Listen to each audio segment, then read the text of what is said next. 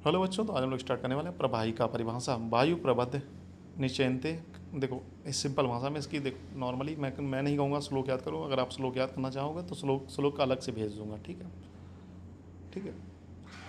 असात्विक भोजन करने वाले व्यक्ति की प्रकोपित वायु कोष्ठ में संचित कफ एवं आम को मल के साथ विशेष प्रवहन अथवा दबाव देने पर अत्यंत अल्प मात्रा में निकलता है, उसे प्रवाहिका कहते हैं। प्रवाहिका में क्या होता है, डिसेंट्री में क्या होता है, अतिसार में क्या होता है, मल बहुत मात्रा में निकल रहा है। ठीक है, प्रवाहिका में क्या होता है, पेट में ऐंठन होगी लेकिन मल बहुत बहुत मतलब बिल्कुल कम कम मात्रा में निकलेगा। ठीक है, ऐंठन के साथ प्रवाहिका मतलब ऐंठन, जो ऐंठन प्रकार की होगी, पेट में ऐंठन कहते हैं।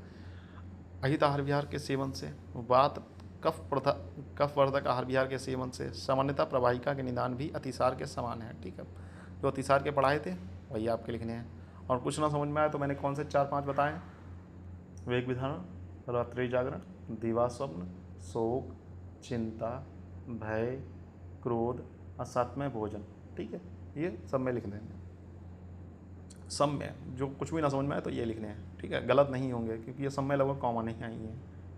निदान के सेवन से अग्निमान, शाम का प्रवाहिका। ठीक है, यह आम पिक्षित होने के कारण हाथों में चिपक जाता है, जिससे वात का प्रकोप बढ़ जाता है। यही वायु पिछिल कफ को बार बार निकालता है, जिससे पिछिलता के अधिक होने के कारण जिसमें विशेष प्रवहन करना पड़ता है।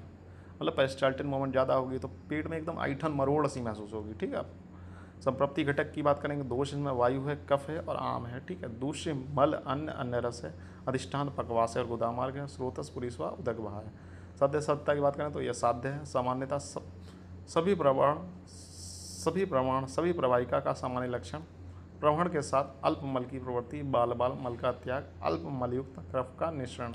मतलब मल तो निकलेगा, साथ में थोड़ा कफ भी निकलेगा। ठीक है, भेद की बात करेंगे तो प्रवाहिका के 4 भेद हैं, वातिक, पैतिस, सैलिस्मिक और रक्तश। ठीक है, वातिक के लक्षण देखें, रूक्ष पदार्थ विशेष रूप से इसमें सूल देखने को मिलेगी, इसमें दाह देखने को मिलेगी, इसमें श्लेष्मयुक्त प्रवाहिका देखने को मिलेगी और रक्तज में रक्तयुक्त मल की प्रवृत्ति होगी थी। ठीक है, अतिसार और प्रवाहिका में अंतर अगर बात की करें तो विविध द्रव्य धातुओं का शरण, मतलब इसमें सारी धातुएं निकल देंगी और मल के साथ श्लेष्मा का शरण होगा। इसमें धातुएं भी निकल सकती हैं लेकिन इसमें सिर्फ कफ का शरण होगा।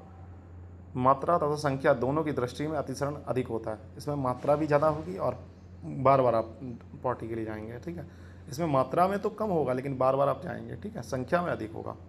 प्रवाहिका आवश्यक नहीं, इसमें मतलब पेट में ऐंठन वगैरह जरूरी नहीं पेट में ऐंठन वगैरह हो या पेट में कुछ ज़्यादा डिस्कम्फर्ट हो, आप बार बार बस जाएंगे। ठीक है, इसमें क्या है, इसमें कुंथन मतलब एक प्रकार की पेट में मरोड़ टाइप नहीं होती, मरोड़ टाइप की आपके पेट में होगी। ठीक है, अब लोग मॉडर्न इसका देखते हैं तो मॉडर्न में है dysentery. The term dysentery is use to mean diarrhoea with cramps, मतलब ऐंठन बता दिया आपको पहले। Transmits and passing of the mucus in the stool from any cause, मतलब शरीर पेट मतलब जब मल आप त्याग रहे हैं उसमें साथ में म्यूकस निकले किसी भी वजह से हो सकता है, इसकी वजह कई सारी हो सकती है, उन वजहों को पढ़ेंगे। There are 2 main types of dysentery, bacillary dysentery, amoebic dysentery. Bacillary it is a main term use for the infection. ओस्लिना स्पाइसेस मतलब सिनिलिना डिसेंट्री की वजह से होता है। कॉम्प्लिकेशंस में हेमोरेज और परफोरेशन देखने को मिलेंगे। Amoebic dysentery due to the infection by entamoeba histolytica, तो इसमें मेन बेसिलरी में आपको ओस्लिया स्पीसीज से होती है। ठीक है, सीजिया डिसेंट्री इसे कहते हैं SCGELLACSONIEE।